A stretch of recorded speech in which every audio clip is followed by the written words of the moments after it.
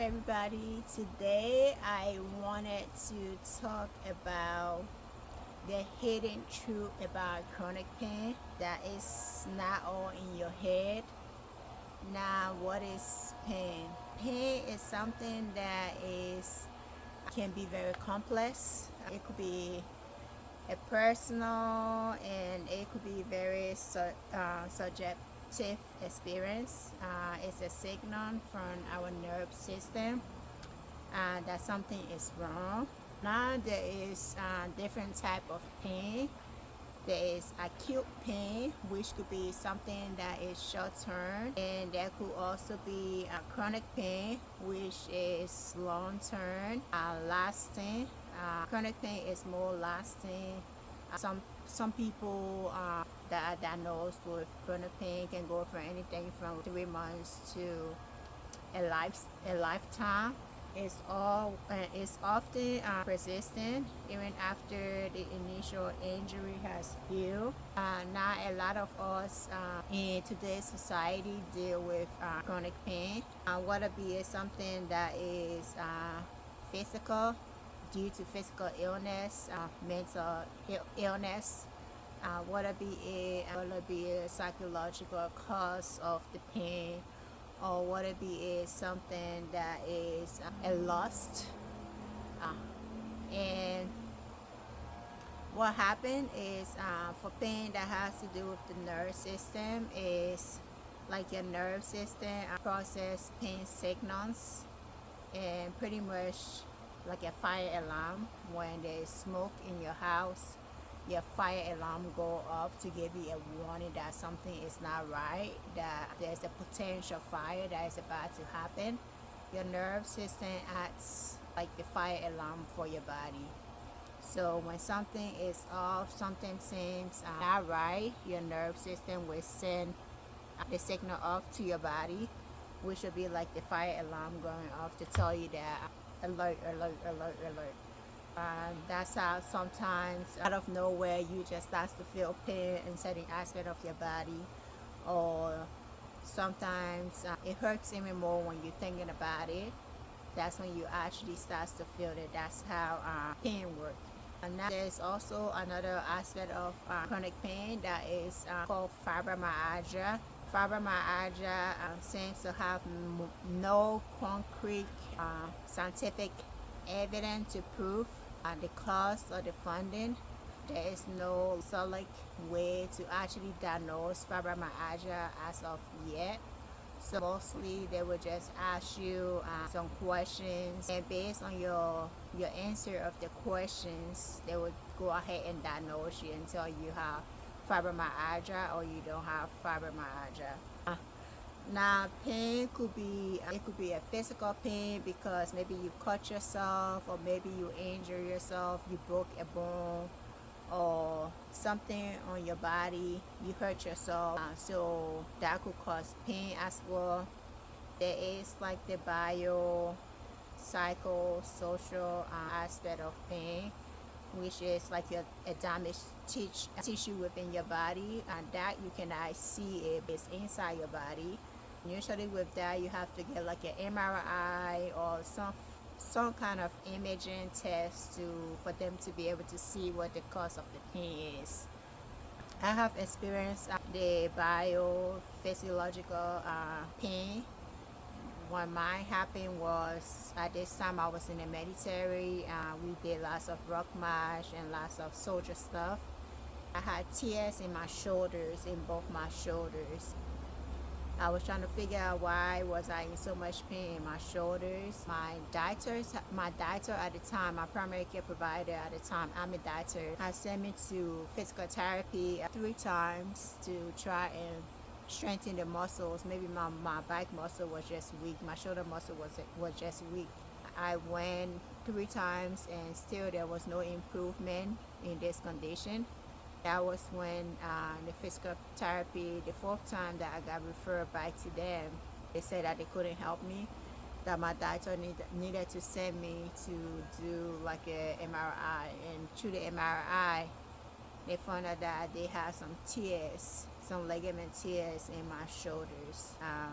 At the time, I was told that My treatment option would be to do a surgery because it was so bad. But at the time, I refused surgery because I was getting ready to separate from the army. I didn't want it to go through a surgery and be in the process of transition and moving from one state to the next and all of that. So I said no. That was one occasion where I experienced biophysiological pain. There is lots of other situations I have experienced that. For right now, I'm just gonna share that with you guys. There is this psychological type of pain. The psychological has to do with your thoughts, your emotions, and how that work is. Now you're in pain psychologically. Maybe you did something that caused you pain in the past. So now in your head, you try to avoid doing that, or you try to, or every time you have to do that, or you find yourself in a certain location because of your experience in that place, it brings you pain because it reminds you of that experience that you had in that location. So in that aspect, you might experience some psychological pain. There's like the social also. Social could be work related, relationship related. It can affect the quality of our life in so many ways. It impacts our movement, because pain can lead to fear of doing stuff. For me, one way pain impacted my way of movement was I stopped running for about 2 years, maybe 3 years, because I had so much going on with the tear in my shoulder. I was also diagnosed at that time with chronic pain. I also had some pains, issue going on with like my entire body. I had chronic pain going on all over my body for some reason. Everything hurts. Later, I was diagnosed after doing MRIs. After MRIs, I realized that there was something wrong with my spine. I think they said my L5 or my S5. Usually, in between your spinal cord, in between your spine, there's a space that your spinal cord goes into. Your spinal cord carries nerve signals throughout your body. So the space in between my spinal cord is not wide enough. So because of that, it caused pinches in my nerves. Remember when I said your nerve is like your fire alarm for your body? Pretty much because of that constant pinch, my nerve system is constantly sending alarm to my body that I'm in pain. Because of that, I have pain everywhere. So because of that, when I realized this, and at this time I just started having pain going on everywhere in my body, I was afraid to run, even though I enjoy running so much, and even though I feel so much better when I run.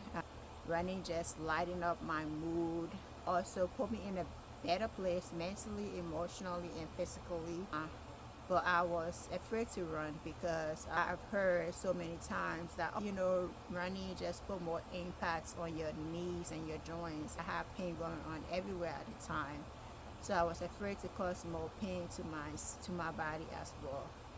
It wasn't until I started to talk to my pain psychologist, which I still do work with up to today. I don't see him as often as I used to, but when I first got diagnosed with my chronic pain situation and my fibromyalgia, I started seeing him.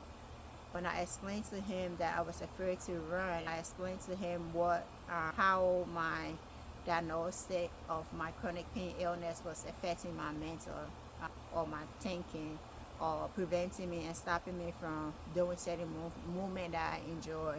He was the one that encouraged me and said, Felicia, if running is something that makes you happy, then run. Don't stop running. Don't let that stop you from running. One thing I had to do personally was, so I started to run again. Almost 2 years now, I started to run again, which I do enjoy a lot. One thing I had to change was, even though I enjoy running, I had to limit how much or how far I run now. At first, I enjoyed running so much that when I used to go for a run, I wasn't sure if I was going to go 2 miles, 4 miles, 8 miles, 10 miles, a half a marathon. Sometimes I would just go and I would just go off based on how I feel while I'm running. Now I limit myself instead of doing too much. I try not to go over 4 miles when I run. So that's one way I had to cope and deal with my my my diagnosis and my lifestyle currently. Just I still run. I still get the runner high from running. Just limiting how much of it I do now is important as well. I said that to say that you know your body, you know where you're at. Sometimes chronic pain can tell us that we don't want to do that because it's going to hurt. Sometimes the very thing that we are avoiding could be the very thing that is good for us. For me, I was avoiding running. Running has helped me so much. It has help my physical health, my mental health, my emotional health. It have just helped me being able to move my body again.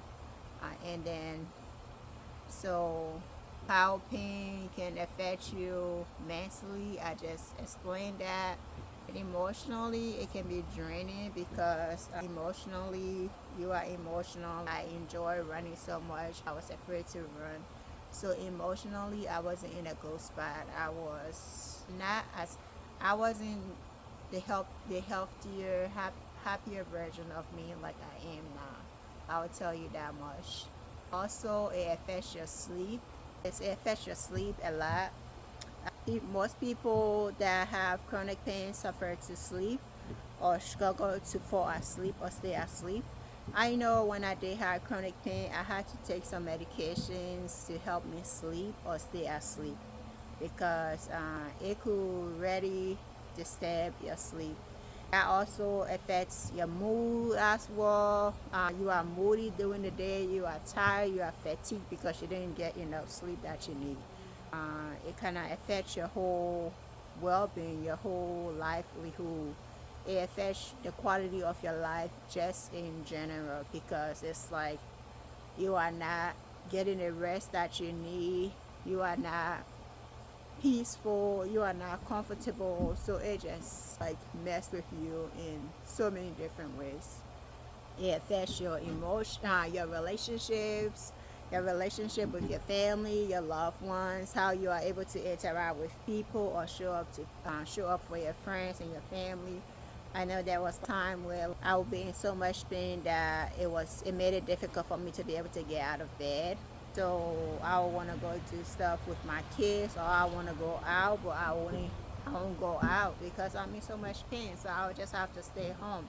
That's how much pain affects you. Uh, you may be out there and you may be experiencing some form of chronic pain or pain or just pain. I want you to know that you are not alone. There's lots of people out here.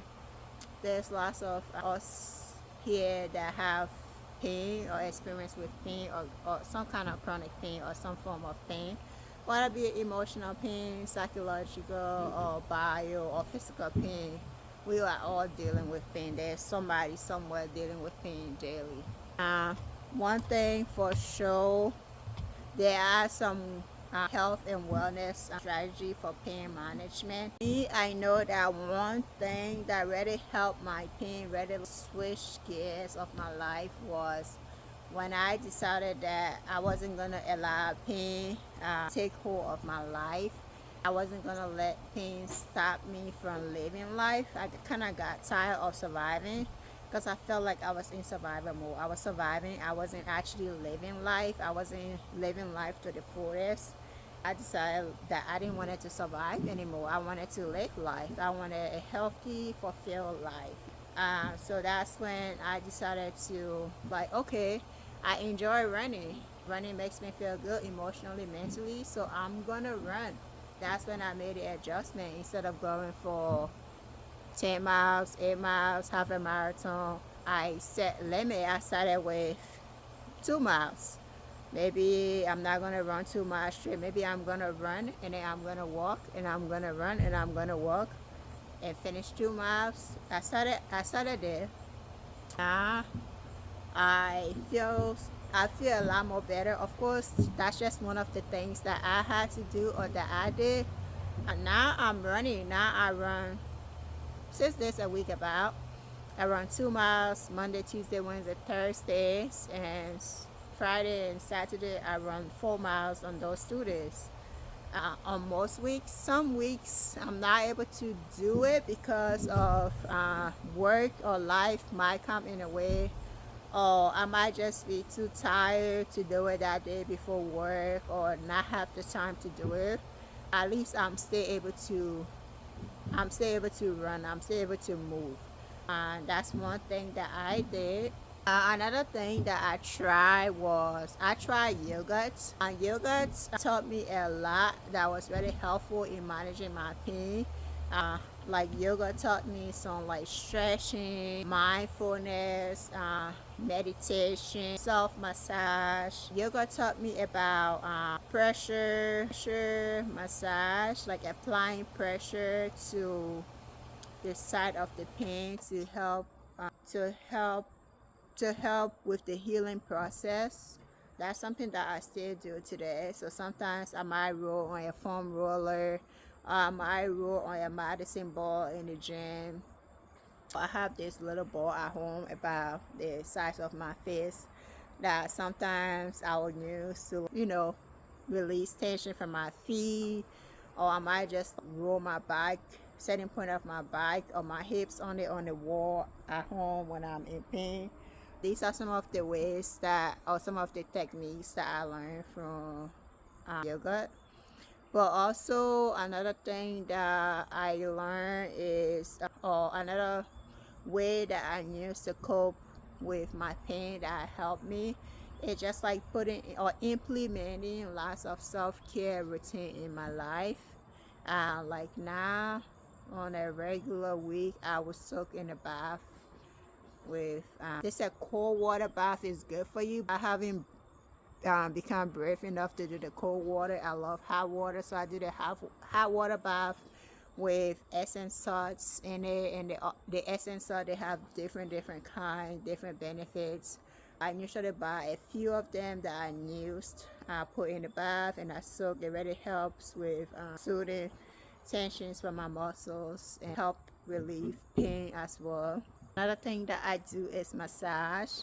I do professional massage on a regular basis. I'm a single person, so if you are in a partnership, in a relationship, maybe if you can pay for massage, maybe your partner can help give you a massage. I don't know, once a week or depending on the schedule, they can help with your pain, relieving some of your pain with massage. I find out that massage really helps a lot with my pain. That the weeks that on the best, for the most, I get massage a lot, once a week about, or every other week. The weeks that I get massage, it really helps. I feel a lot more better. That helps. Another thing that I had to do was change some of the food I eat or how I eat. I had to put in some food into my diet to help with inflammations, like mushrooms. For example, mushrooms has really good properties that helps with inflammations. Mushrooms has been part of my diet for a while now. It has been very helpful. I tend to lean more towards chicken and fish for my protein. I do eat beef occasionally, and I do eat pork, like bacon, once in a while. Mostly I lean towards healthy food, vegetables, beans, and plant-based for the most. So that have helped me a lot. So those are some stuff that, if you are out there and you have experience with chronic pain, you could make some life adjustments based on what your diagnostic is. Also listening to your body as well. Another thing that I have noticed that really helped me was when I started exercising again on a regular basis. When I first got diagnosed with how everything was hurting, Mentally, psychologically, I was afraid to work out. So I was doing at home workouts, watch YouTube and do workouts. And I was still in pain. I wasn't seeing any change or anything. Once I decided to start again going to the gym, start strength training, like weight training, I noticed a huge difference as well in my pain level. It could be because I'm building muscles or I'm making my tissues and my muscles stronger around those places, or the amount of movements that I'm doing is helping as well with managing my pain or coping with my pain. That has helped me a lot. Another thing could be with working out is I also have to remember, because I train I do really intense workout in the gym, so I have to remember to do like pre-workouts and post-workouts, especially post-workout, to help with the recovery process from my gym sessions, so that I'm not in pain, but also help my muscles recover, help my body recover faster from my workout. Those are some of the things that I have had to do to help with my pain. Also another thing that I had to do was make sure that I'm getting enough sleep. I make jokes that I'm an old lady, or I have the body of an old lady. I go to bed early because I know that if I don't get sleep, I'm gonna be moody or I'm gonna be in more pain. So I make sure I go to bed early so my body is getting enough rest that it need, so that I'm not tired during the day, or I'm not moody, or I'm not in pain. So my body can get the rest that it needs, so that it can recover and it can heal as well. Sleep is very important. And nutrition and hydration is very important as well. Like setting food will promote or reduce inflammation. It's important to stay hydrated as well, because our body is made out of 70% of water. So if you are not hydrated, your body is not able to transport your nutrients, the food that you eat during the day, to the rest of your body, so that your healing and recovery could take place as well. I wanted to share this just in case there's somebody out there who is experiencing chronic pain or any form of pain, to know that you are not alone. There's lots of us out here that experience pain on a daily basis, some on a weekly basis, some every so now and then. There is hope in like managing your pain. Just finding the right way to manage your pain could help you have a more fulfilled life, a more healthier life, a more happier life, and you could be a better version of yourself. I would say start now. Take actions towards getting your life back by implementing some movements and changing some life habits, your diets. Start to do a little change some routines, maybe going for a walk, or maybe stretching, maybe some yoga, do something to help improve the quality of your life. Thank you all for watching this video. If you have not already subscribed to my channel, please subscribe to my channel. I look forward to sharing more tips with you all.